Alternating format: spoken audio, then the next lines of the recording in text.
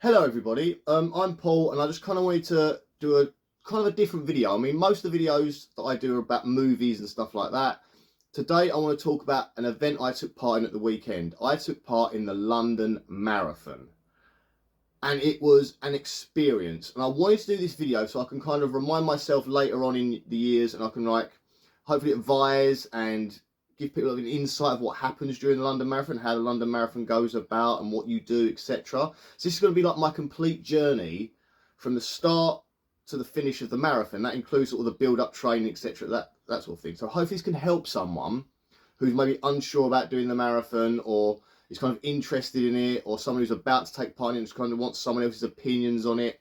Maybe it's sort of like a little, what's going to happen, all this guy's going to sort of tell me what's going to happen as we go along. That's the whole point of this video, really.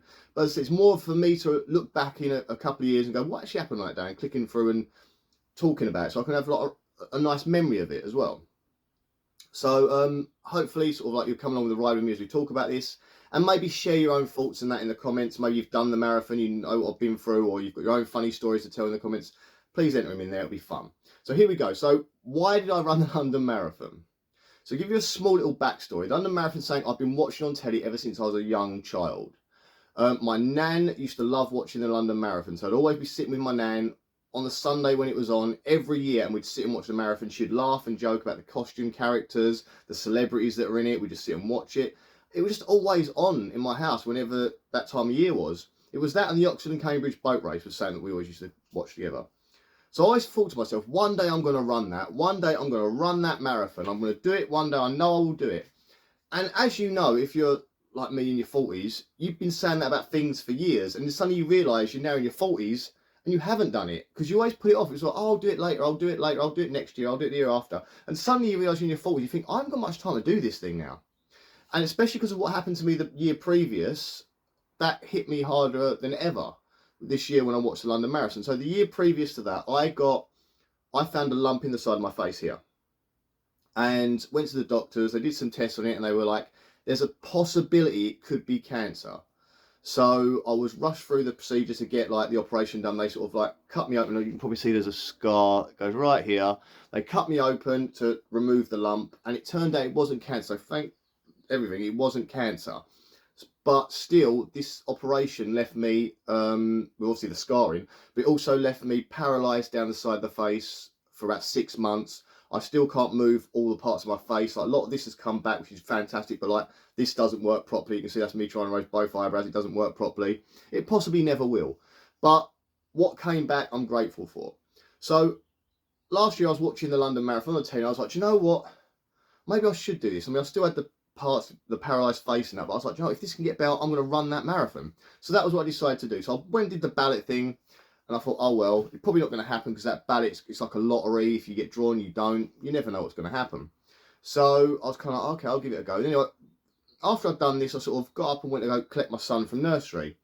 So while I'm at the nursery, there's a mum I speak to all the time now, and we're chatting away. And I said, oh, I've just done something crazy. I've applied for the marathon. I don't think I'm going to get in because it's the ballot thing, but I've just always wanted to do it. And she looks at me and goes, look, I work for a charity, and we're currently looking for a London Marathon runner. Would you like to do it? And I was like, yeah. She's like, well, then you're in, you're doing it. So I was like, what? It was suddenly like, I'm actually doing it. Like, I've gone from like, it might happen to it's gonna happen in the space of about like half an hour. So I was like, oh my God, this is amazing. It was just like fate that I happened to speak to her and, you know, and mentioned it. So it was like, that was great. So now I'm in the marathon. Now, this is where I'm going to get into sort of the advice for people doing the marathon about the whole journey from this point onwards to actually marathon day, basically.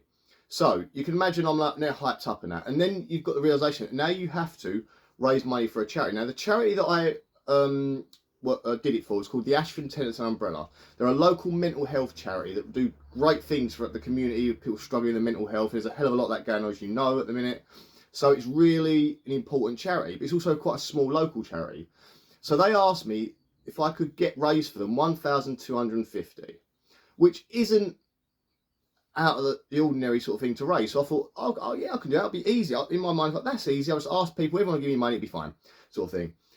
And also you've got the training side of it to do. So aside, if I was to go for the charity side, it was like, right, now I need to work out how to raise this money. So I first of all did what everyone does. I got the little the running page up and the charity donation page set up. And then it was, I'll go online and I'll like ask people on Facebook to donate to me, your friends and family. Put it up there. Of course, loads of people did donate a bit of money. She starts going in. And then after you sort of done that, and I thought that would be it. In my infinite wisdom, I'm like, that'll be it. That's what I need to do. But obviously, it's not what you need to do, because you've got to remember, like this at the minute in the UK, people are struggling financially wise. Everything's rising, all the prices are rising. It's cost of living crisis. The fuel's going up, the shopping, everything's going up, bills are going up. So not everyone's got the money that they used to have to sort of like donate to things. So everyone's a bit sparse. So I can understand why people aren't just like giving their money away. So it was like, right, I need to do some things to try and generate things. So the first thing I started doing was when I was doing my running training, I'd take videos of myself, put them on social media, and like put those on local groups. Because it's a local charity I'm doing it for, so I put it in local groups. I did a few of those. I got a little bit of donations, and then I realised that I needed to do something a bit better with that. So I started to go place a better background scenery. Because I noticed that when you look at the algorithm stuff on the videos, it'll be like they watch the first couple of seconds, oh, it's just some random bloke talking, swipe, and they don't hear what I've got to say. So what I did is I ran to a place local to me called Hofffield, and Hoffield's famous because it has these big giant Highland cows. So what I thought I'd do, in my little brain, so it worked for once, I sat down in front of the Highland cows and I would start talking about the charity and why I'm doing this and the running with the cows behind me. So what people do is they'd swipe and they'd look at the cows and be looking at the cows, not looking at me, looking at the cows in the background, but listening to what I had to say. And I got a few more donations that way. So that's a helpful tip for you if you're doing videos to try and generate interest in your charities and stuff. That's a really helpful tip. So then I was like, what else can I do? So my wife had previously, before I met her, organised a charity event. It was just like a normal little event where you get loads of stalls and tombos and stuff like that. So she said, we'll do one of those. We put one of those for February, so that was great. Then we decided, like, what else can we do? We've got to be able to do more. We've got to be able to generate more money, because I realised it wasn't going up as fast as I thought it was going to, like to get to the sort of finish sort of thing of the amount I need to raise. So this became the most stressful thing. The charity side of it was more stressful than the running side of it. Because even though it was never said to me, oh, if you don't make this money, you can't do the run, all that. Nothing that was ever said to me.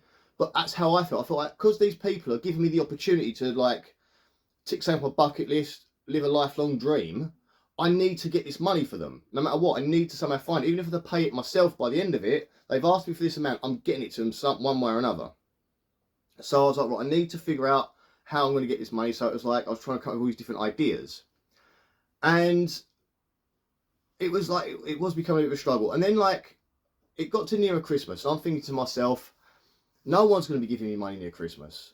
Like, we've already gone most of the way through the year now, but 6 months into this, like, find out I was doing the marathon to now, and I'm like, we're in November now, and I'm like, I don't know how I'm going to get the money for this charity. So it's near Christmas, no one's going to be giving me money at Christmas. And I happened to have a conversation with a lady that sort of got me started on all this, like, marathon stuff, the one that worked for the charity. And she said, you'd be surprised, a lot of people give at Christmas because it's a very giving time of year. People feel generous at Christmas. So if you do like a stall or some sort of event at Christmas, maybe. So I was still like trying to think, oh, I don't think I'm going to get it. But when we got into sort of October, I decided I was going to make these little jars with ghosts in it to sell those for charity.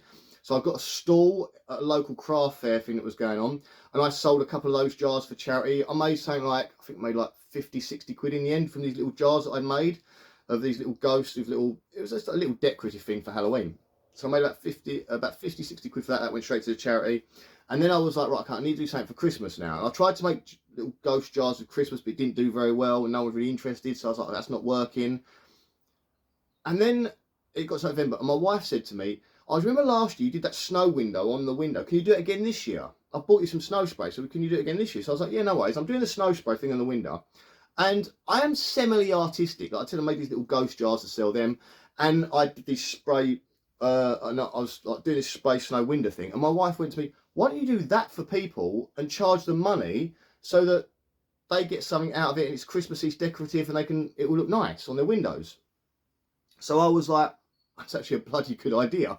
So I put it on Facebook thinking I might get 4 or 5 people say yes to it. And I said that I'd do these snow windows for them, and it would be any donation they want to give. So if they want to give me 50 quid, they can give me 50 quid. If they want to give me 50p, they can give me 50p. It doesn't matter the size of the window. I'll just go there, I'll decorate the window for whatever they want to give me, because it's totally up to them, because I know it's the cost of living, all that, everyone's struggling. So it doesn't matter what you give me. Just give me like 50p and I'll do it. And I'll pay for the snow myself, and then that's it. So full thing. And I've never had my phone explode so much in my life. I put the post out on Facebook, put in a few of the local Ashford groups, and my phone went absolutely berserk with people messaging, I want this, I want this, I want this, I want this. I ended up doing from November, sort of the end of last week of November, up until, I think it was 2 days before Christmas. Yeah, the day before Christmas Eve. Every day I did a snow window. Some days I did 2, some days I did 3 snow windows. And I made hundreds of pounds for the charity. And that's what really shot my thing up. And then after that, well, I said in the February after that, we did the fundraising day where I got the stalls and I got a bouncy castle, and like it was like £1 on a bouncy castle. People come along, and that made a couple £100 well, and that shot the thing up again. And then as we got sort of to the end, and I was like speaking to people, it's like we're nearly at the end of the target. So my wife will put on her Facebook like my husband's nearly at his target, and we just started to skyrocket again because we're getting closer to the marathon. It's nearly there.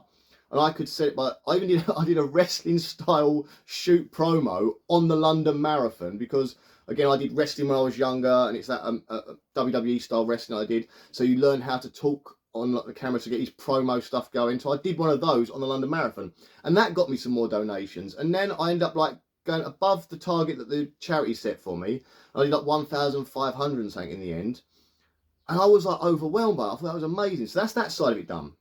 Now you've got to think about the training side of it. So at the same time you're doing the charity side of it, you've got the stress from that, you've also got the stress of the training side of it, where you're trying to work out, as someone who's never trained in running before, I've only ever used running as a way to keep stamina up for other sports. So now I'm concentrating on the running side of it. I had to do things like map out how far to run and not to go too far and I'm injuring myself. So I did that a few times. I ended up getting like shin splints and bad knees and I got bashed up doing this next training because I'm 45 years old and I'm not used to this much running. So I'm a walking person. I love to walk everywhere, but I'm not used to running everywhere. So like, I found these lovely, like, so I live in Ashford, which is kind of countryside Kent and bits of town as well. But I'd find these lovely little country routes to go running. And I loved it. Especially in the summer months. In the winter months, not so fun. When it's like raining and cold and miserable and you're still slogging your way along. That's not as fun. But when you get to like now, it's lovely to go running now. So I'd find these like routes. There's a route I used to do, it's like a 5k route, which is running around Ashford's Victoria Park. Then I'd do my 10k route, which is like running, it's like William Harvey Hospital and then round a bit and then back again. I've sort of mapped out that was about 10k. I think it was like 11 point, nearly 12k. But that was like my little 10k. And then I did this massive one, which would be me going from Ashford to the village of Wye, up this big crown thing and back again. I worked out that was 18 miles.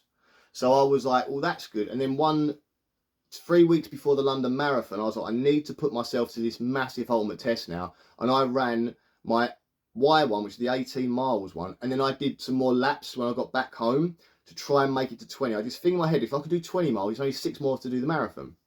And I'd do this, and my runs would basically, when I did my long runs, it'll be me running to this village of Y. I'd then get to Y, there's this massive hill you climb up, and you've got this crown. It's like this monument to the Queen. It's this massive crown. It's on the side of the wall. You can Google it. It's called the Wye Crown. It's a beautiful place. Beautiful views up there. You go really up high on this one of the South Downs, and you can see for miles around. I'll run up there. I'll sort of get to the hill bit, and then you get this like real sharp incline. It's sort of like this basically. So you sort of get there, and I'll walk up that. I'll power walk up that, breathe, come back down, and then start running again into town. Get a drink from town, and then run home. That's how I do my big runs. And I'd do one of those every month and a bit leading up to it. And the first time I ever tried it, I stupidly did it on the hottest day of the year at that point. And it was like, I failed. I got about halfway. I got to Y, near where the crown was. I was like, I can't do this. And I ended up walking back home because I couldn't do any more running. But I said, by 3 weeks before the marathon, I ran all the way there, did that little walk down from Y, got a drink, and then ran all the way back. So I was like, that's enough for me. I know I can do that. So I'm pretty sure another 6 miles isn't going to be so hard. We'll get to that bit in a minute. So I was like, yay. Now, this video is about the highs and lows of the marathon for me. And there were some lovely highs, but there was also one drastic low that happened. So, yes, I got injured, but injuries heal. I had to be smart because I did that thing where I first started like, I'm going to go for it. And I just went into the training hard. I was running 10k every day for about 2 weeks. And that's when I started getting this shin splint thing. I'd never had it before. And it was like why are my shins hurting so much? Why am I like killing me? And then I bit of research, spoke to a few friends that done research. You've got shin splints basically. It's when you're pounding the floor, your shins kind of like thingy. Oh, it's very uncomfortable and not very nice. You get to a stage where like my kids or my dogs will sort of like knock into my shins. I'm like, ah, you know what I mean? It's not nice. You have to have rest periods. You can't just go gung ho. I'm going to go and go mental. That's why I went from 0 to 60. And that was my problem. I didn't stagger myself into the train. I just went, I'm going to train, and went for it, thinking I'm still in my 20s, and I'm not. So that's a bit of advice I give you. Don't jump into the training. Stagger yourself and slowly build up. That's a big mistake I made. So now we're sort of leading into the event now. And I didn't know you about this because I've never done the London Marathon before. But they send you this information pack a few weeks, like a month or so before the marathon. It said on that, right, you need to go to London before the event to pick up your pack, which has your badge, your paper number thing that goes on your chest, your bib thing. And I was like, all right, because I assumed they just sent it to you in the post, but no, you have to, or you can download it, maybe print it off on an A4 bit of paper. So I don't know. I assumed that was how it happened, but obviously, other than find out, you have to go to London, to the Excel, to this like convention basically for running the London Marathon.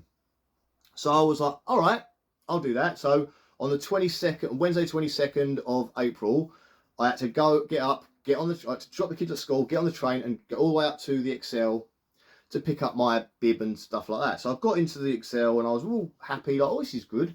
Looking around, the first thing you do when you walk through the doors of your convention hall is you can see where you go pick up your bibs.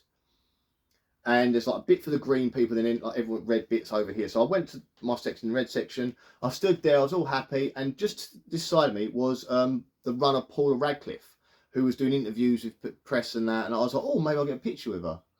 But she was surrounded, so I was like, that's not going to happen now. But it was interesting to see her. It was nice to see her and that. So then I was like, okay, so like I went to the counter. The guy gives me my little bag, and I was like, okay, because this is a bag. I'll explain the bag again in a bit later. There's a reason you get this specific bag, and it's useful for you. You get your thingy in there, and you get your sticker. So I was like, hey, I've got the bag. I walked away, picked it out, and was like, here we go. Let's have a look. So I pulled out my number. Oh, this is my number. This is great. Why does it say no medal? And this is the low part, right? So look, if you can see there, it says the words no medal. It says about the t-shirt. So when you sign up for this thing, they give you a thing. And there's a really weirdly wordy bit that says about opting for a medal, opting for a t-shirt. Now, I swear I clicked yes to opting for a medal and then yes to opting for a t-shirt. So I was like, okay, and then you have to write the size of your t-shirt. I suppose they can get them all made up for you. This is the one I'm wearing right now, actually. This is the t-shirt. So I was like, okay, and you actually collect that at the event. You don't get that at the end of the run. You get that at the event that you're at in Excel. They actually do it over 3 days. So actually, it's 4 days. Wednesday, Thursday, Friday, Saturday. You can turn up at the Excel anytime during then and pick up your stuff. You can also send other people to get it for you if you can't. If you're from America and you come over on the Saturday before or something, you can get someone else to go get it for you and stuff like that. So I was like, why does it say no medal? And I was confused. So I said to one of the guys at work, there's a lot of people walking around at work. I said, look, I've just got my thing. It says that there's no medal. And he went, oh, you probably opted to not have a medal.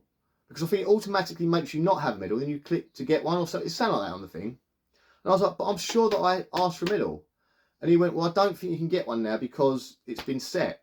And I was like, oh. And he said, eBay explained to me that last year they started doing this, where they did this option thing. Normally you just got a medal straight away. There's no if about you just given a medal straight away. Then they made an option that you can ask for one or not ask for one. I suppose because a lot of people will be selling them later on eBay and stuff like that. So they were just giving you the option of not having one.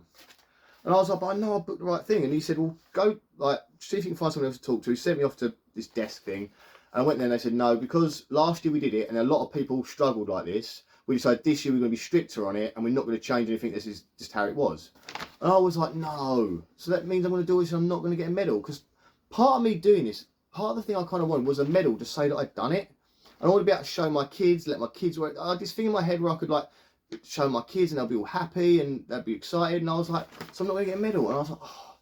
But I was going to get a t-shirt. So from that point on, I kind of deflated. And I was really down because I thought, well, now I can't get a medal. Now I can't show stuff. And I was really upset about it and that. And then they kind of make you to get your t-shirt, you have to walk through the entire event. So you have to go through this like convention or show about running, and there's all stalls there selling stuff, and they're trying to give you free products, and I've got a free jar of Vaseline, you know, and there's people selling food and like protein stuff, and charities are there trying to advertise their charities. I suppose if you're a runner and you haven't got a charity, then you can maybe do a bit for them if you wanted to, that sort of thing. It's a good thing. And like the is it New Balance, people make this, they had the massive like display hall sort of thing. They have all their merchandise and products, all their running stuff.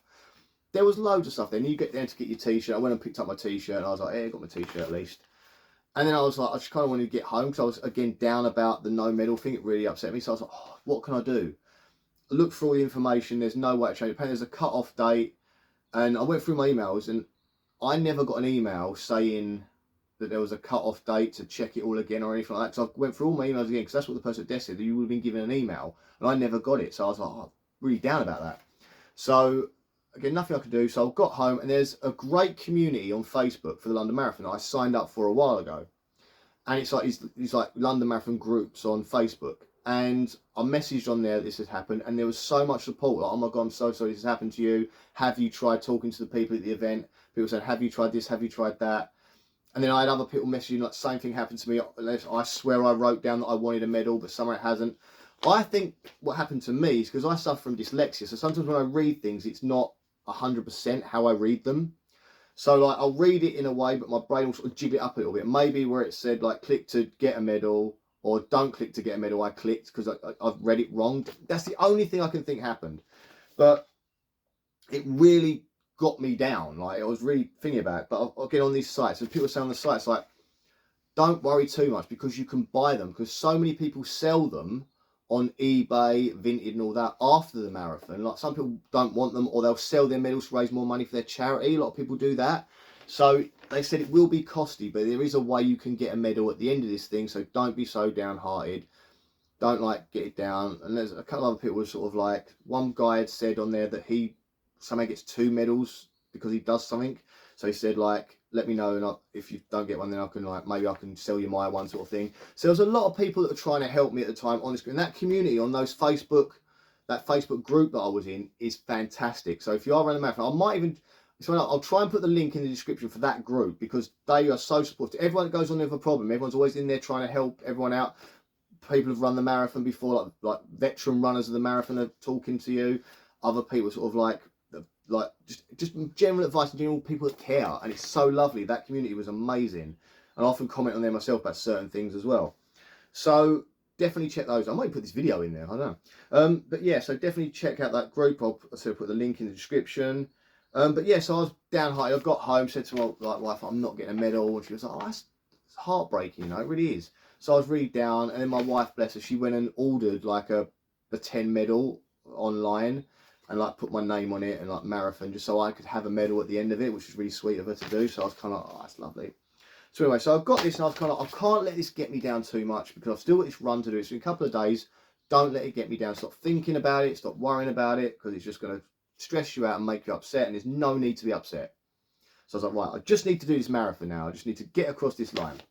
So then you sort of like, for the week leading up to the marathon, I didn't do any running at all, because I thought, knowing my luck, I'll twist my ankle, I'll slip, I'll hurt. If it's going to happen, it's going to happen the week before the marathon, isn't it? So I was like, I'm not going to run. So I made my last ever run on the Monday before the marathon, and I did a little 5K one local, just so I could still feel like almost warmed up in that week.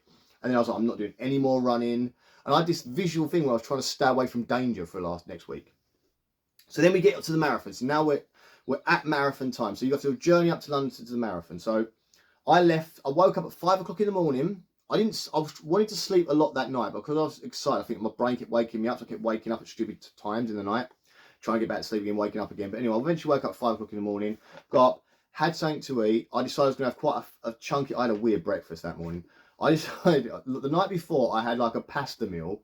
And I said, what I'm going to do is I'm going to have some pasta in the morning as well, because that should give me the carbs I need to get through it. So I had like one of those meal deals from Sainsbury's, and it was like a pasta one. So I got one of those. I got a little sausage roll as a snack. Thought that can go in my bag, because this bag, I'll explain the bag now. So this bag they give you so that on marathon day you can put any excess clothing or anything you need to have with you on the day, but you don't want to run with on the marathon.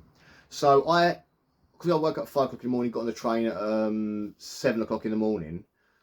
It was about 6:30, sorry. I got to the train station about 6:30, 7 o'clock, so it was cold. So I wore a pair of trousers over the top of my running shorts and a hoodie on the top. So I put the trousers and the hoodie in here, and I put a phone charger I had, so I wanted my phone to be 100% by the time I got to London. The phone charger in here, and I put some food, because they recommend that you put some sort of food or a snack or something to have after the run. So I put a couple of like brunch bar things in there and a sausage roll, so that I could have something to eat when I finished the line, cross the line. And so I've got my little bag, got all my food in that. I'm on the train, I'm on the way up there, and you're basically just following everyone else like a sheep. So you're like, you got on the train, and there was like, you could see runners dotted everywhere. You could see these bags everywhere, and you could know who was running, who wasn't running. You see some supporters were going up with like people and all that. So it was nice, everyone sort of smiling, like nodding at each other like hello, because everyone knows we're all in the same boat at this point. Got on the train from Ashford to London Bridge, on there, ate me pasta on the train, sat there sort of like getting myself in that sort of zone, got off the train at London, and then it's like chaos. Because I got off the train at London Bridge, and I was like, right, before I sort of go to the train, I'm going to go to the toilet. So I went to the toilet, there was a bit of a queue for the men's toilet, which is very unusual, there's a bit of a queue. Got to the toilet, went back into the main part of the station, and it's just wall-to-wall people crammed in. And I was like, oh, crap. So it turns out that there had been something that happened on one of the trains, so it was delayed, so obviously everyone's building up, because I had to get to Greenwich, so I was like, crap, I've got to get to Greenwich. So I went and got the train to Greenwich, and then it wasn't too bad actually, even though it was busy, it wasn't that bad. We got on the train, I didn't get on the first train, because the first train was chock-a-block full of people. Got on the second train that came and managed to squeeze on there, got off at Greenwich, and then we kind of like, as a herd of people, were just like walking towards Greenwich Park.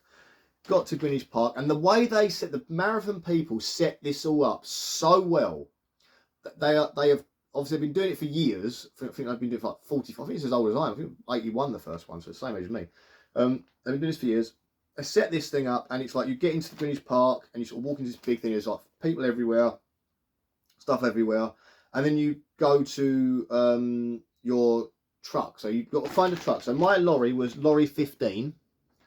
So I had to go find lorry 15. I then put all my stuff in the bag, got changed, put all my stuff in the bag. You hand over your bag to them. Obviously that is attached to my chest at this point, attached to my t-shirt. You hand over your bag, all your bits in it, and they take it and chuck it onto a thing. And I was like, part of me was like, might never see that again. That bag may never come back again. I have no clue what's going to happen to that, because it was when this massive, all these other bags, and I was like, I mean, you put your number on it, you got to stick with your running number on it, and I was like, I can't trust it. It's probably never coming back, but oh well. All I'm going to lose is a couple of chocolate bars, a sausage roll, and an old pair of tracksuit bottoms and an old jumper, so I'm not that worried. Goes off. So then you go into the sort of main area, and there's these little sections for each wave. Now my wave was wave 14. And I was quite far across, and it's the second to last wave that runs. So I went and stood over by where that section is, the sort of waiting area bit, that section of the field. And then when it's your wave's turn, they call you into this like pen, where they bring everyone in.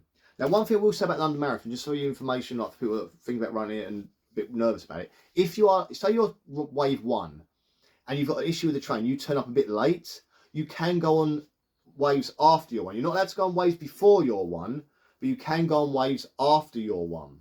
So that's worth bearing in mind to de-stress you on the day. So if you are like wave 1, wave 2, and you're like running late, trains are giving you issue, you're having like whatever, don't worry, because they will let you in a bit later, but there is a cut-off point. So the wave 15 was the last wave. I think they're going to let people in after that as well. But there is a cut-off point at some point where they know that you're not going to finish, basically. And they have this thing at the end of the race where they've got like people like in cars out at the end of it, that's sort of the final bit, and they sort of like help push on. And if people are struggling, they know they're not going to finish, they look at the time, they think this person's never going to finish this race, they'll pull them out at the end, because there's no point in, because they can't keep London open forever, you know, like, sorry, can't keep London's roads shut forever. They can only do it for a certain amount of hours, and they have to stop it. So obviously if you are struggling and you're at the back, and they know you're not going to make it to the end in time, they will pull you from the race so they can start doing their stuff. So yeah, you can go later on if you want to, but you can't go earlier. Makes sense. So you get into your little pen. So they call your name, you go into your little pen. There's like an MC building you up all the time, chatting, keeping everyone entertained and that. You get into your little pen, you're in there, and you're sort of waiting there for a bit. And as the other waves run off, they sort of get moved in stages down to the start line, then they off you go, and you sort of become like, it's like a conveyor belt almost, of like going from here to here. So your wave gets sort of moved around. So then I get to wave, and as I'm standing in the road, this is the first mistake I made, because I'm like, everything's so cool and amazing, I'm looking around me all the time. As I'm walking towards the road part, from my pen to the road, I didn't realise there was a curb, and I literally did that thing where you miss a step and you go down harder than you think you're gonna. And I was like, boom! I was like, oh, that's a great start. Probably jarred myself up, sort of thing. I was fine, but it was still that shock of doing it. You then get into your running bit, and then I'm standing there, and my two sisters were over there, and they were like, oh, they're waving at me from the other side of this fence. I'm waving back and that. Get to the start line, and I'm like, okay, here we go. And everyone's like, everyone's in quite good spirits, but everyone's nervous. You can feel the tension as well. And then it's like, you get to the actual start part, and then they start you off and you just start running. And I was like, and this is where I kind of thought, if I could just run at my normal pace, it'll be fine. But in a race condition, like a marathon thing, when there's that many people running, your pace is going to change continuously. And I was not ready for that. I was ready to go, my pace, I'm just going to run, it'll be fine, like the way I always run.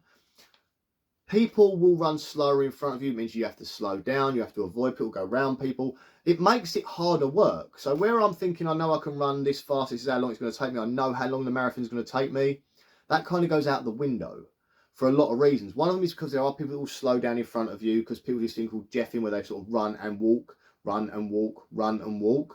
So you'll get people slowing down in front of you. Some people just aren't naturally slower than you, some people are faster than you. And that you kind of zigzagging in and out of people because you don't want to sort of stop, and you're moving. So it does become a little bit frustrating at the start until you work out how to do it, because you're trying to get your pace. So I found that with me, it's harder work. If you have a pace and you're just going at your own pace, it's fine. But if you have to keep stopping and starting that pace, it gets harder, because you can't find your natural rhythm.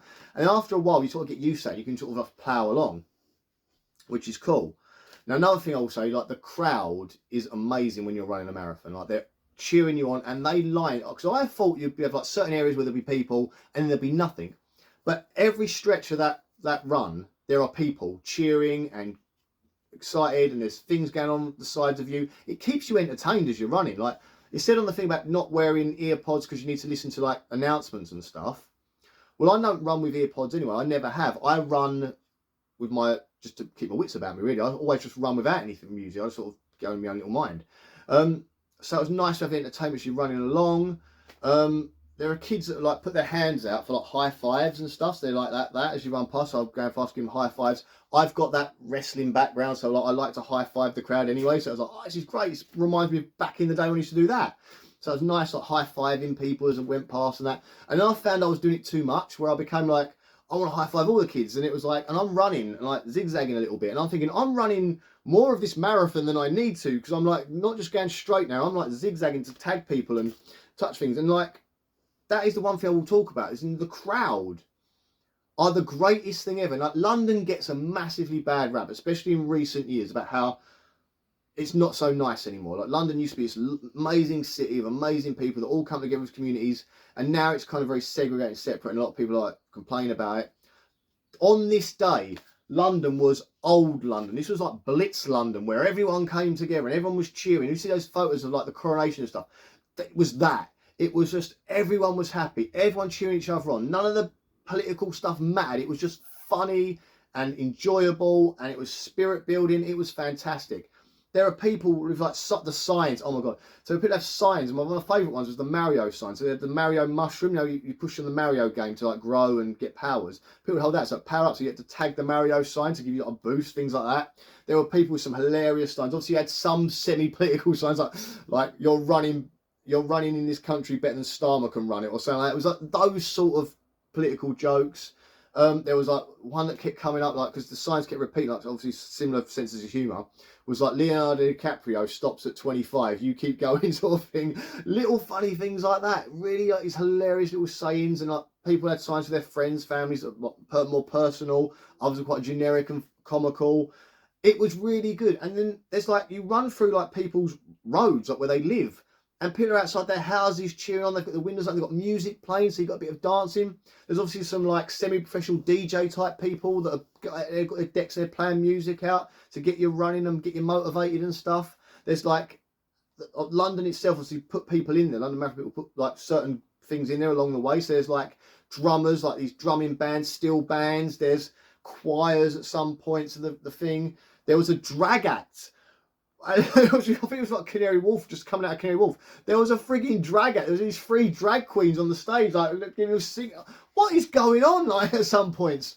And also, just so you know, as far as it comes to like hydration and water, there is a lot of it along the route. Some people like to take their own stuff, that's your choice and that, but there is a lot of hydration stuff along the route. So there is like bottle stations, and there is Lucozade, because they're sponsoring it. They had their station every so often as well, so you get like a Lucozade Sport. I don't think I've got a bottle anymore, but yes, like a Lucozade Sport, and it's got a little cup of it, you could drink that. Now, this is a negative side to the marathon now. So obviously the water stations are fantastic when you drink bottles of water. And there was a thing that happened, I think, in the Paris Marathon, where they banned bottled water at the marathons because of the plastic thing. So our one didn't. They said, yes, you can have bottles of water and fine. However, I did see a downside to bottle. It's not just the plastic crisis and the environmental impact. It was the danger side of bottles of water. So when you get a bottle of water, I'm trying to think, oh, I've got one. Hang on. So you get your bottle of water. This isn't the one they give you or anything like that, but it's basically you get a bottle of water, they give it to you like that as you're running along, and then you can like pop it and drink it as you're running, and you chuck it in these, they've got these big bins. But the big bins are only so many. So people grab their water, they're tired, they like taking the drink, and then you throw it on the floor, you try and throw it into the gutters. But these things build up, and sometimes they bounce, because these bottles, they're quite bouncy. And when they're done up again, because everyone sort of does them up when they throw them down, they're actually quite solid. So you can imagine, if you step on that, you're gone, right? And a couple of times I've caught them, some of them ain't even empty, some are still filled with water. But a couple of them I sort of kicked and like accidentally kicked, and they sort of flew off and that. And if they're sort of there, they can fly off that way. So these actually become quite dangerous. And the whole road is littered, like literally littered with bottles. They're everywhere. They're like all along the sides, in the gutters. Some of them actually spill out into the road. There are billions of these water bottles all over the place. That's all you can see as you're running this marathon, especially when you're further back, because you've got everyone else's there. And now I've got people trying to scoop them up as the race is going on, but still it's incredibly dangerous. Now the Lucozade table, because they don't want to give you an entire bottle of Lucozade every time you run past, they had little plastic cups, and they were pouring half a bottle of Lucozade into a plastic cup and then giving that to the runners. That was much better, because when people drink their cup and they just throw that on the floor, the next one just crushes it. There's no like impact, oh, it's going to roll, it just crushes. So that was safer for the runners. So I'm thinking to myself that the London Marathon should just do that. Get the bottles of water, pour it into a cup and hand that to the runners. Then the people working it can discard the bottles in a safer, easier, cleaner way. And it's killing 2 birds with one stone. It's stopping the guy from going and scooping them up. You just put it straight into a bag and that job is done. It's not double handling the bottles anymore. So that is one thing about the London Marathon. I might even like write an email or something about it. That is the bet. The Lucozade had it right. So that was the one flaw thing I think in the marathon that I was really kind of like niggling me and winding me up a little bit, because it could easily be solved. Like, yes, we want the plastic bottles if you want to have a drink, and the idea is you've got a plastic bottle, you can run with it and keep drinking when you need it.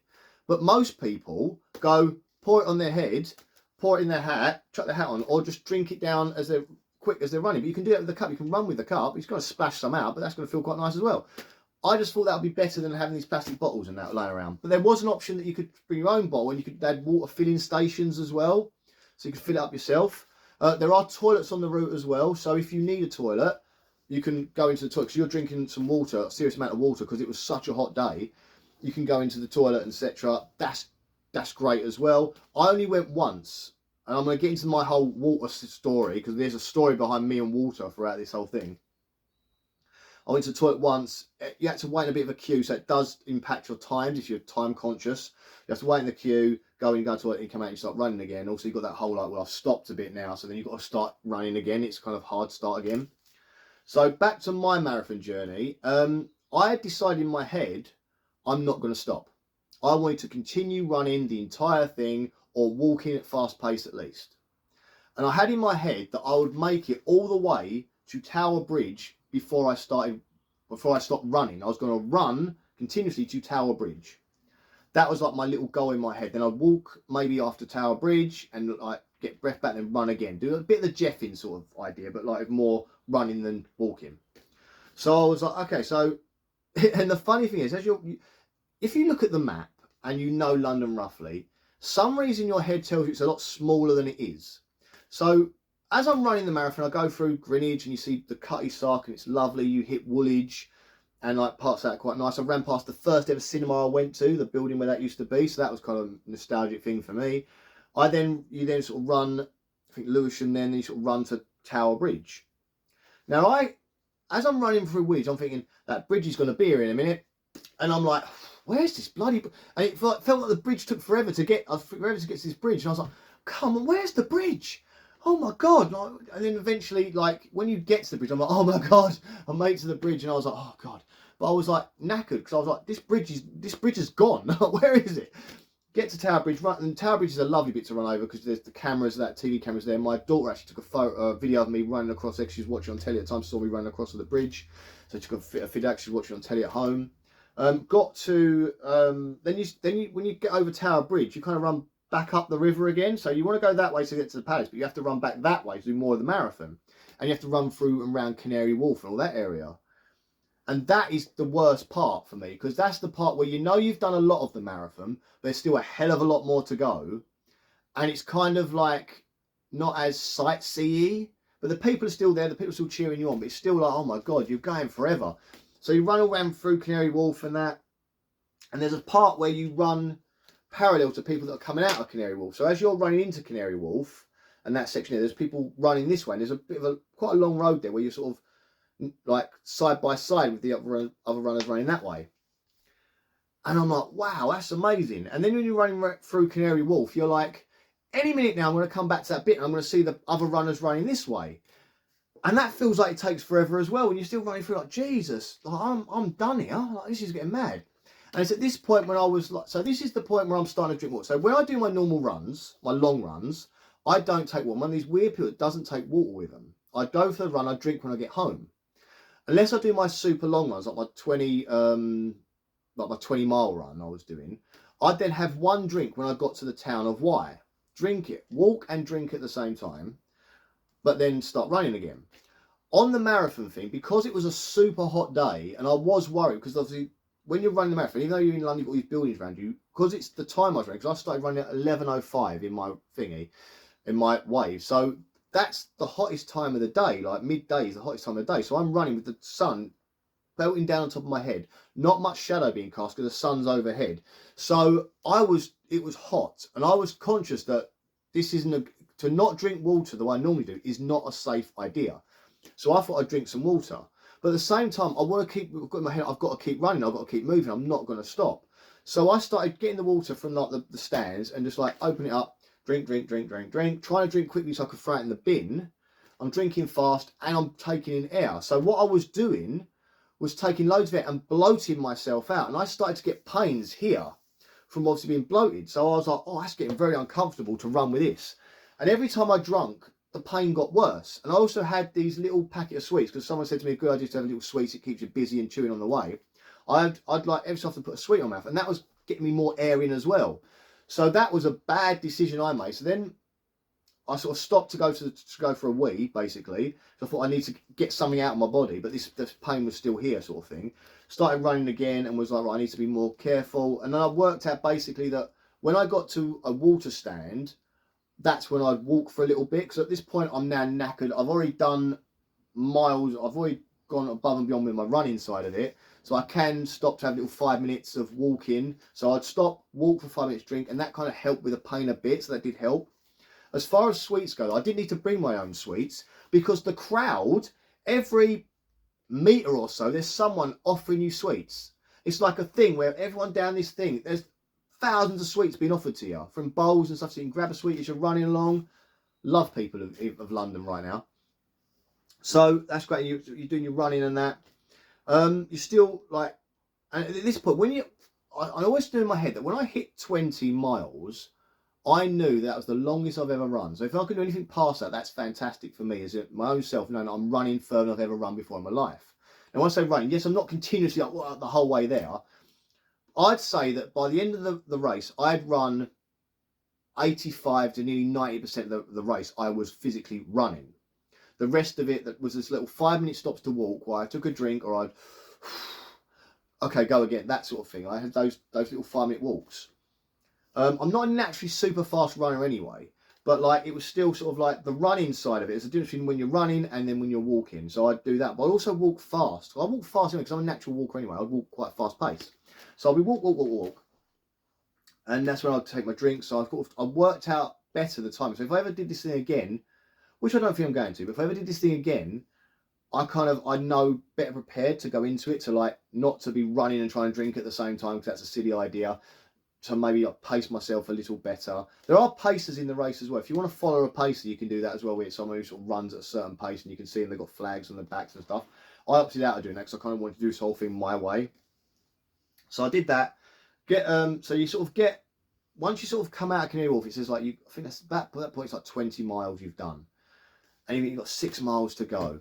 But that is so long, because at this point you are done. You are in so much, like my calves, even like, this is a few days after the marathon I'm recording this, and my calves are still, stairs are still hell, like, not my calves, so my thighs, that's it, are like agony. They're very tight, very tender, but on the race day, they were hurting. My feet were kind of like numb, like because the slapping on the floor of the running and that, my feet were starting to go a bit nummy at the bottom and very uncomfortable. My toenail, I thought my toenail had ripped off, but it actually just lifted like off the thing a bit, so it's still attached, but it lifted up because of the running. I had a blister on my toe where that toenail was as well, so it was like, oh my god, I could feel the pain of this run and the tiredness, the fatigue. And I'm running through, and sort of, and it says like signs for central London. You think, oh, I'm getting closer and closer, and you start to feel that the end's almost there, but you still know it's that much further away. And that's the soul destroying part, where you're just like, it's not soul destroying, it's more like sort of like, can I do it? Now, up until this point, I'd seen a lot of people leave the race because they couldn't continue. I'd seen a lot of people injured that can't continue. I saw people getting stretchered out because they collapsed and stuff. And I'd look at some of these people as I was running past them, being I'm 45 years old, right? And I'd look at some of these people in their 20s, they're in their 30s, and I'm thinking, like, how the hell am I going to do this? If they're, and some of these are healthy looking people, like real healthy looking, like I'm slightly overweight in the belly area, I'm not physically like what I used to be. So I'm looking at these people that are like that, and I'm like, Christ, how am I going to finish this if they can't? What the hell am I going to do? Like, I'm not going to make this thing at the end. So you get that self-doubt because of things like that, and you feel so sorry for the people that are falling out. Oh my God, they've worked so hard and they're struggling. And it gets worse the further along you go, because when you get like to like the last 6 miles, like that's the point when people are sort of falling out, then you're like, they've come this far and now they're falling out. That's horrible, because they've done all that and now they're dropping. It's nasty. You feel so bad for them. And like, I saw people, but then again, you see people on the other end of the spectrum that have hurt themselves and are still going. There were people like bleeding, like from their knees where they'd fallen over, but they're still going. There was one woman who fell over and her glasses sort of caught her eye. She cut her eye, but she was just like running with blood down. There was a woman I saw, oh my God, this is bad. She had blood pouring down her legs. I didn't know where the blood was coming from. I didn't want to ask, but I saw her nearer the end. So as we were running towards, just before Big Ben, and running down that bit, and along where the river is, where you run past the river, and you got sort of running towards where Big Ben is. And she had blood pouring down her legs, and I was sort of, I saw her from like further on. I'm running, catching her up, and I'm trying to get over to her to find if she's okay. And as I went to ask her, okay, one of the stewards saw her and was like, whoa, you need to stop. Like, and the woman was like, she was obviously from another country. She was, I don't know, Japanese, Chinese, somewhere like that. I don't want to be ignorant about it, but that's where she was from. And she's like, no, I keep going. And she was like, no. The woman was like, okay, like, let her go. So I ran up to her and said, are you sure you're okay? Like, you're going to be okay? She was like, I'm fine. Keep going. I want to keep going. And I was like, okay, I'm not going to try and stop this woman. It's her life, her body, her mind. She knows what she was doing, and like, all fair play to her. She was good. She wanted to win. She was gonna complete this race. So that was kind of, oh my God, like thing. So I like ran past her, and I was kind of worried, like, should I stop more? Should I just walk with her? But like, I could see it. She had that look. I'm gonna do this. Nothing's gonna stop me. Get out of my way. Was the sort of look I got. So I was like, okay. So that was the bad thing. And like my wife, who was waiting down by where the palace was to see me run past with my kids and stuff, they were going to wait there because obviously they didn't want to bounce around London, because I've got like young children, and my wife didn't want to sort of make them go for all the public transport and all the hell trying to get around London. So she said, I'm going to meet you I'll be by Buckingham Palace when you're running down. That's where I'm going to be. And she said there was a guy by Buckingham Palace whose legs just went underneath him and he just dropped to the floor like a sack of spuds. So, and again, that's not far at all from the end. So that's even more heartbreaking that he went down there. So as sort of running, I'm getting closer and closer. And randomly, I heard someone shout my name. Now, a lot of people have their names on their t-shirts. So people, as you're running on, people cheer you on, like, if your name's Phil, like, you've got Phil on your t-shirt, you're like, come on, Phil. Laura on your t-shirt, come on, Laura. That sort of thing. You can hear people, random people, totally don't know, shouting your name from the crowd because your name's on your top. I wish I'd put my name on my top because it would be nice to, come on, Paul, because there's a couple of other Pauls running the race. And every so often I go, come on, Paul, I think, oh. And then, oh, it's not me, it's that guy who's run past, he's got Paul written on his shirt. You know, but that would be another thing I'd do next. If I ever did run it again, which I'm not planning to, but if I ever did, I'd put Paul on my shirt. So it would be nice to hear that. So I'm running along, like, I'm sort of heading from Canary Wharf to Big Ben. I'm sort of between that bit there, sort of in the London bit, before I got to the river. And I hear, Paul, Paul, Paul. And I'm like, I kind of semi-know the voice. And I turn, and there's like one of my cousins who I haven't seen for a long time. And he's there with his family, his kids. And I didn't even know they were going to be there. I don't know if they knew I was going to be there or not. But I was like, oh my God. And I'm waving like, oh, hey. And I'm like, yeah, you're right. Yeah, no, keep going, right. He's like, well done, keep going. And I was like, oh my God. So that was mad. And I kind of wanted to go and say hello to him. And like, oh, how you doing, sort of thing like that. And then start running again. But at this point, I'm at the point now where I'm like, if I stop, I'm not going to go again. I'm like knackered. If I stop, I'm not going to continue this race. That'll be me done. So, and then it's going to be hard to start again. So I was like, I'm just going to keep going. So I kept going. And the same when I saw my family. Later on, when I saw my family, when I got to Buckingham Palace Way, and I saw my family, saying my kids, my wife, and they're all cheering for me, part of me was like, should I go over and say hello to them and all that? And I was like, no, I need to keep going. So I waved at them and that. And I was like, yeah. And they're still cheering me on. And I just kept going, like, to the end part. And at the end of it, my wife was like, I knew you weren't going to stop because I could see that look in your eyes. Like, you had to keep going. I could see that. So don't worry, we weren't offended that you didn't stop because I could see you were like, I have to keep going. So I did. I kept going.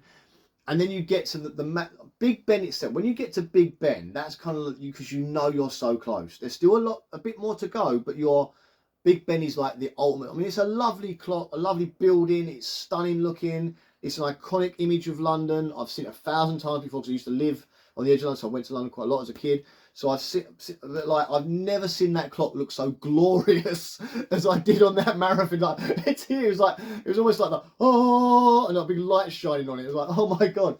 So you run past Big Ben, and I'm like, yes. And then I was like, right. Now I had this thing in my head. I want to be running as I get to my kids, right? I want to be running past my kids. I don't want to be walking, although not. As I get to there. So just as I sort of keep Big Ben, I thought I'm going to walk for 5 seconds. And I don't know where my children are along this route. I know they're near Buckingham Palace, but I don't know where they are near Buckingham Palace. So now I'm conscious that I've got a sort of thing. So I sort of walked for a bit and I was like, okay.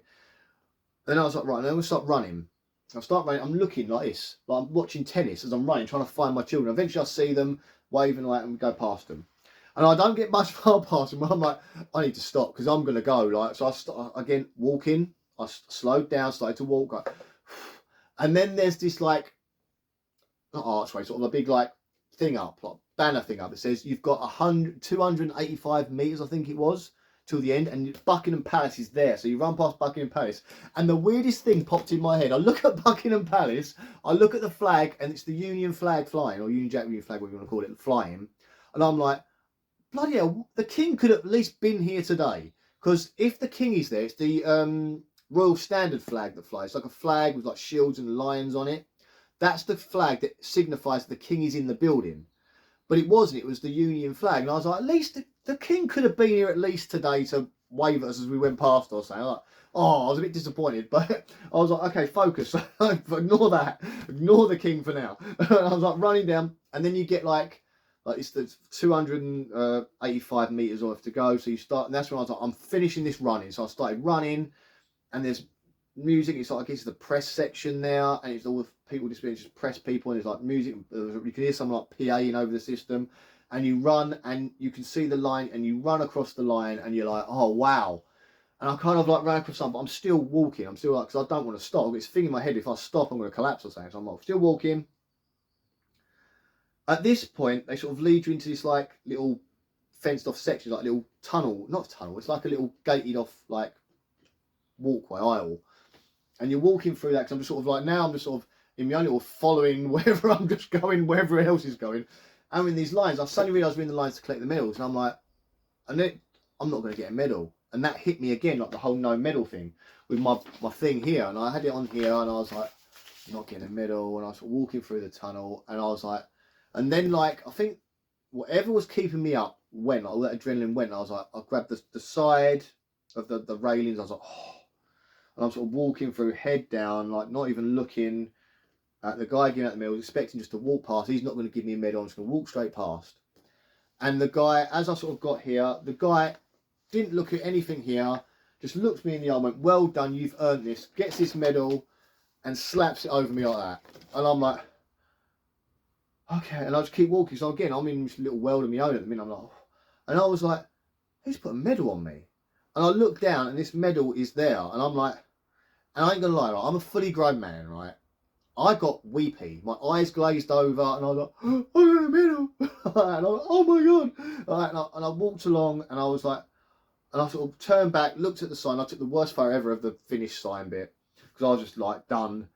And I'm like, right, what do I do now? And I had no idea what to do. I was like, I'm standing up, I've got this medal on that I shouldn't have, because I didn't click the right button for it, because if an admin error, I did that wrong. And I'm like, but I want to keep, so I thought I'm just going to keep it. And if anyone says anything, they say something, but I've kept it on. I got like, I sort of kept walking. I then think, oh, I've got to get my bag. Is my bag there? Is there still going to be a bag? So it's actually surprisingly heavy as well, by the way. Oh yeah, so you see the middle, there you go, if you haven't seen it before, there you go. And on the back, it's got like a little tribute to the Cutty Sark. It's quite hard to see, it's basically a tribute to the Cutty Sark. It gives you all the landmarks there. And it says like, built in 1869, it was designed to be one of the fastest ships of all time. And it's basically, the iconic Cutty Sark is on the TCS London Marathon route just after the 6 mile mark. There's a bit of a tribute to the Cutty Sark on the back there. And on the front there, it's got all that. And it just says like different places like Buckingham Palace, Blackheath, Cutty Sark, London Bridge, Canary Wharf, Victoria, Embankment, Houses of Parliament, around the edge of it there. And I guess that's Braille. Which is the same thing. Braille's quite nice. But, and also it's got 2 ribbons. So you've got that ribbon there, and then it's got like a pink ribbon on the inside. So I suppose whatever you like to show on the outside, but I like that one myself. But yeah, so that was, so I got the medal, I was happy, and then I like to walk down, and I like to go find my truck. My truck is the furthest truck away, obviously, so I'm like zombie walking towards this truck. And I'm like, I'm never going to see this again. I'm probably never going to see that bag again, because it's going to be with 1,000 other bags. It's going to get lost. Something's going to happen to it. I get to the truck, and I'm walking towards the truck, and this woman looks at my number, turns around, and before I even get to the bit, she's like, there's your bag. And I'm like, oh. So she gives me my bag, and I'm like, oh, all right, cheers, thanks, bye. And I walk off. And I'm like, I still don't know where I'm going. And I remember my wife saying she's going to meet the meeting points. There's like meeting point A, B, C, and all that sort of stuff. I end up meeting her at meeting point P. So I'm walking towards that, and it's like, that's further away. And I'm so like, oh God, still walking. And then suddenly I'm carrying this like this. I've got my medal here. I've got my bag. And I'm like walking on. Suddenly like, someone's like, here's some free water. And I'm like, oh, thanks. I've got this bottle of water. I'm like, you were my bane for this thing. But I've got this bottle of water. I'm like, opening up a little sip of the water. And then someone's like, have some free protein shake drink thing. And I was like, oh, thanks. Like, bottle there. Like, okay. And he's like, have a free Lucozade. I'm like, okay. And I'm like, he's trying to walk through his thing. And I'm still like on the come down from all of this like adrenaline and stuff. So I'm like slightly out of it a little bit. I'm kind of like just zombieing through the crowd sort of thing. And I sort of see the meeting point. I call my wife like, whereabouts you? She's like, just meet me by point P. So I go stand by, waiting by point P. And I'm like, a lot of people are sort of sitting on the floor. And I'm like, I need to sit down. And I'm like, if I sit down, I'm not standing back up. Like my legs were like agony. I'm like, and if the idea of, at one point I bent down to put a bottle on the floor, and it was like, trying to go down like super slow, and I was like, oh no. So I'm like, I don't want to sit down, because I've got to start again. I've still got to get myself to the train station to get back home. And from like, I think it's from James's Park, I think we went by where the cross the Horses Guard bit is, to the station. It's still quite a bit of a walk. So I'm like, right, I've got to walk to Charing Cross now. So my wife turns up and she's like, should we go get something to eat? And I think I just gave her a look of like, I want to go home. And she was like, we'll just go home. We'll get something to eat when we get home, sort of thing. So we all walk with the kids, and they're excited. They're talking and that. My sister's there. Her 2 kids. My 2 nephews are there. and we was talking about the marathon and stuff, and I'm kind of like trying to be high spirits at the same time. I feel like I just want to fall over and fall asleep on the floor right here. Get home, and I'm just like, oh, like get on the train, sit down the train. It's like, oh my god, but getting up again at Ashford, it was literally old man me. I was like, oh god no, off the train, and then it's like when you get off at Ashford train station, there's stairs going down. And I was like, oh my God, stairs. And my wife was like, we can take the lift if you want. And I was like, I'll take the lift. Like, I'm never one to do that. I'm always down the stairs, get me out of here sort of thing. But I was like, I'll take this. And I'll go down the lift. And everything, like walking, then getting in the cab, trying to get out of the cab again at the other side of the thing. I was like, oh my God, to the house. And I've got stairs leading up to my house. So you can imagine how painful that was. Anyway, I then get home. And I'm like, this is brilliant. So I'm starting to watch. Well, I'm trying to find on the TV, and I found the finish line on iPlayer, and you can see me running across the line on iPlayer. So I recorded that on my phone, which was brilliant. Obviously, seeing myself like that, fantastic. And then I was like, "This is brilliant." I've got people messaging. I'm going on my phone for the first time, and my phone's alive with messages of people like wishing me well, good luck, all that sort of stuff. Now, regarding phones, I decided that I'm not going to use my phone on the run at all. I was going to have it with me in case anything happens. So I'm not, if I fall over, hurt myself, I need to contact my wife, whatever. I will have my phone with me. But at the same time, I didn't want to use my phone. So I saw a lot of people like running, vlogging as they're running, or taking photos as they're running. I wanted to live in the moment. I thought this is probably the only time I'm ever going to do this. I want to be here and present. Now, I saw a meme a few years ago. It's always stuck in my head.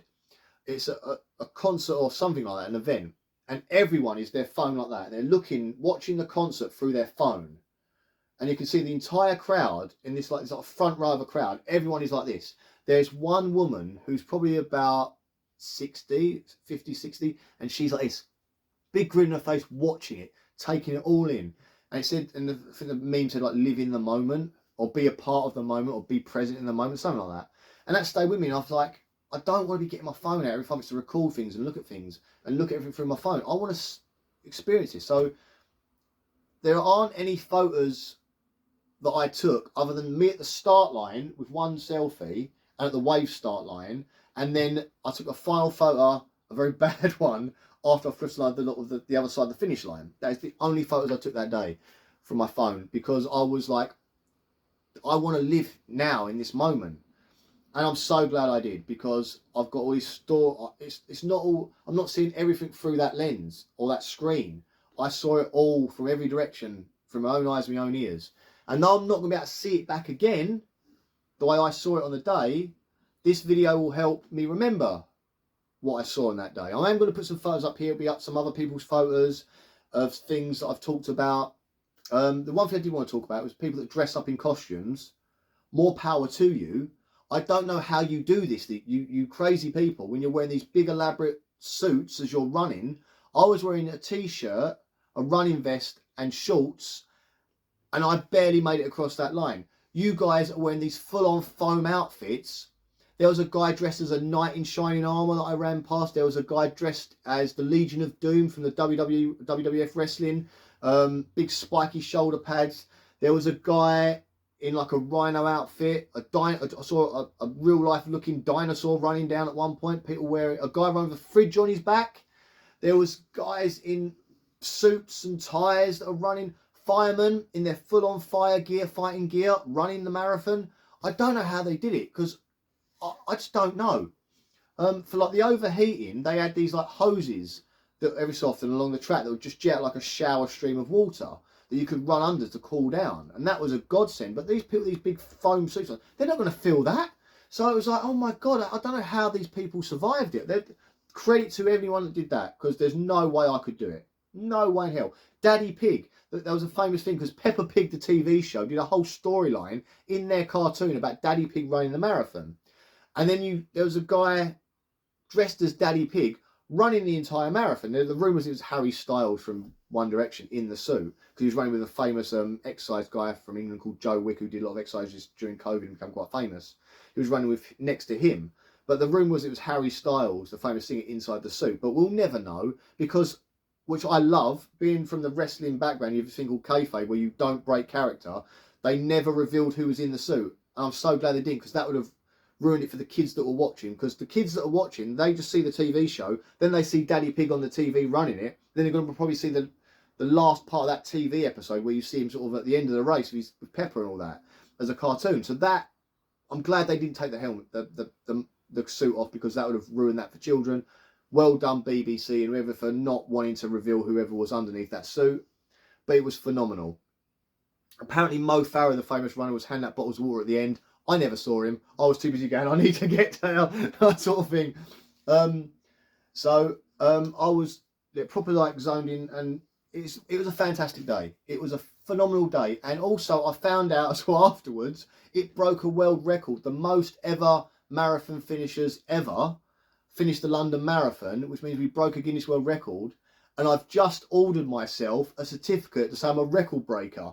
I never thought that would ever happen. Like, if you think of bucket lists, that would have been on my bucket list if I ever thought I could break a record. But now I have. So I've completed this marathon and I've broken a world record at one event. And it is amazing.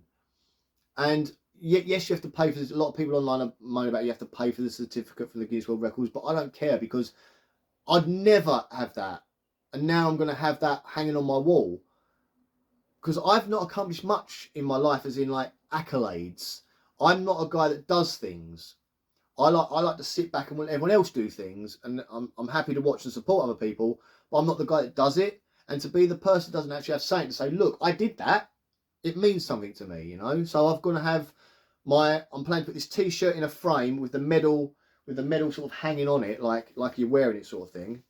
So I'm going to have the t-shirt like it frames something like that, I think, in the frame. And then I'm going to have this, which is a certificate they send you through on the app, which is like this. Oh, it's upside down, is it? Yeah, it's upside down.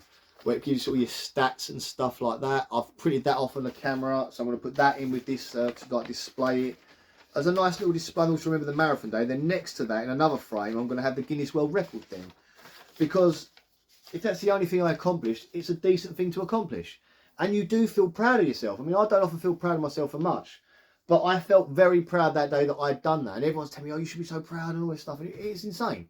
And the people of London were brilliant. Like, I could not, that day was amazing in every way. It, like, even if you, like, you see some things that day and it gets your brain, like we're thinking, you get a bit emotional seeing things like, I remember as we were running back through Canary Wharf, there, when you're running with the runners that are running parallel to you, you see, I saw like a girl who obviously was struggling. She's really sort of like, she couldn't run anymore.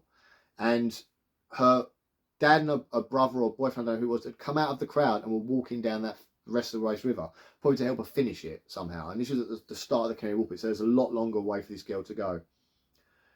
And they were walking with her, and she was crying, she was obviously upset, but they were like with her, just walking along with her. And I thought, that's so lovely. The fact that the organiser will let them come out of the crowd to help her that way. And then sort of as I was sort of running past it, but we saw the end of the race, like the final people running, and the sort of the concave of cars that were coming after them. And I'm sure, and the councils of London have taken an opportunity here. They're like, the roads are shut, we can do some maintenance on those roads. And there was like a few cars that were the final race. We said like final runners or something on the front of the car. And there was like a couple of people walking in front of that, and the cars a little bit behind them, a couple more cars. And then there was like road maintenance cars and like line painting cars on the roads. I was like, you cheeky buggers. Your council were like, we're going to use this opportunity to get because the roads were already shut. Let's just do some work on it now so we don't have to shut them later. I was like, oh, that's well done for the councils there for that one. But yeah, so that was great, like seeing that. And like these little heartwarming things you saw on the way, like when people fell over, people would scoop them up. There was a person that fell over near me. I heard him go behind me. I turned round and there was already about 10 people helping him up. So where I'd have normally gone over and helped, I thought, no, he doesn't need that. Because I'm a guy, if I fell over, I don't want people swooping on me. I just want to be sort of like, oh, no, I'm all right, let me off sort of thing. I don't want, if one person knows what they're doing, can help you, that's all you need, you know what I mean? So like, I was like, okay, he's okay, I'll keep going. Like the woman I saw in the blood, I went to ask her if she needed help. She said she didn't, she was fine. I'm leaving you alone, I'm not going to bother you. That's your like thing to do. But yes, it is a phenomenal event. So if you are thinking about doing it, do it. Put your name down. If you want to try and do it the charity route, try and do it. A lot of charities, I think they do it where you have to, A lot of the sort of bigger charities, they might ask for more money. I did it for a local charity, a smaller charity, so they only asked me for the amount they asked me for. But like a bigger charity, I know some people ask like $3,000 for like money raising, and they have like a stipulation that if you don't raise the money by the race, you have to pay that money yourself. So some of them do that. There's lots of things, but like do it for whatever reason you want to do it. If you do it through the ballot way, then you just go and do it and enjoy it and whatever. You can do it for a charity if you wish to. You can work things out, but it is worth doing. But prepare yourself for it, train for it, because that will help you get to the end. Enjoy it. That's the best thing I can say. Enjoy it. Like people said to me, you've got to enjoy it. You've got to just think about it. I saw a post on one of these Facebook sites before it that said like, you are not going to get the time you think you're going to get on the first ever marathon you do. So don't try to accomplish it. Just enjoy it. Don't think about, I need to do this in 4 hours. Oh my God, I've been doing this for like nearly 4 hours now. I'm not near the end. This is horrible. Forget that. Just get to the end. That's all that matters. Just getting to the end is what matters. If you don't get to the end because you hurt yourself foul, try again next year. Don't let it destroy and defeat you. I mean, I know myself, I would have been destroyed if I hadn't have finished it. But that's just the way it is. It's one of those things. But anyway, I'm really hope this has helped you if you're thinking about doing the marathon, or if you want more information on the marathon, or if you just wanted to hear someone talk about it. I hope it's helped you that way. If you've run the marathon, if you run the marathon this year with me in 2026, and you wanted to find out what someone else's experience was, and you're watching my video now, thank you for watching. And please put yourself down in the comment section. Talk about your experience. If you've got any funny marathon stories, put them in there. It doesn't have to be the London Marathon. It can be any marathon story. What did you see on that day that made you feel something? I want to know that as well. I want to see more of your stories. I may even eventually do a video about like other people's stories and how they felt. So that could be good for that. Just let me know what you thought. Let me know the feelings you got from it. And if you are thinking about doing it, let me know some of the worries. And maybe in the comments I could tell you, like maybe something I haven't mentioned in here that you're worried about if you're going to do the marathon, and you want me to like tell you that, what I saw on that day that's to do with that thing that you're worried about. Maybe I can put your mind at rest. Maybe there's something you're sort of like skeptical about when it comes to the marathon. I can put your mind at rest about that as well. So please, please, please, anything you want to mention in the comments, whack it in there. It doesn't matter what it is, just put it in there and we'll try and answer your questions later on, or somebody else might as well. Someone else watching this might answer your question for you as well. So this is I want all to be a lovely, happy community, and we can all be friends and help each other out. And I will try and remember to put in the links to my fundraising page. I think you can still send donations to that as well. And I'll try and sort of like get some things for them. So I have this thing where I always forget to put links in these description bits. I always forget. So hopefully I'm going to put the links for the charity I did it for, the charity information for the company I did it for, the link to my donation page. I'm going to try and remember. This is me trying to remember stuff now. And try and remember to put the Facebook page for the London Marathon group that I was in, that gave me some of the best advice ever, and they were really helpful community of people in that London Marathon Facebook group. So I'll put that in there as well, the link to that group, so you might want to use it yourself for any questions you have or any information you want from that. And I'll see you all again really, really soon for more videos. I'll go back to the movie stuff again, if I promise, at some point. But until then, have a great day. And I know the light's been a bit funny from here, so it's a bit dull or bright, whatever. But thank you very much for watching, and thank you for being a part of the day. If you were involved in London Marathon at all, if you were a volunteer, official working on the day, thank you so much, because it made the day amazing. Everyone that worked there was fantastic. The organisation was fantastic. The City of London was fantastic. You're all brilliant as far as I'm concerned. Thank you for making me have a great life experience. I'll see you all guys very soon for more videos. Enjoy yourself and run the marathon if you get a chance to. It's well worth your time.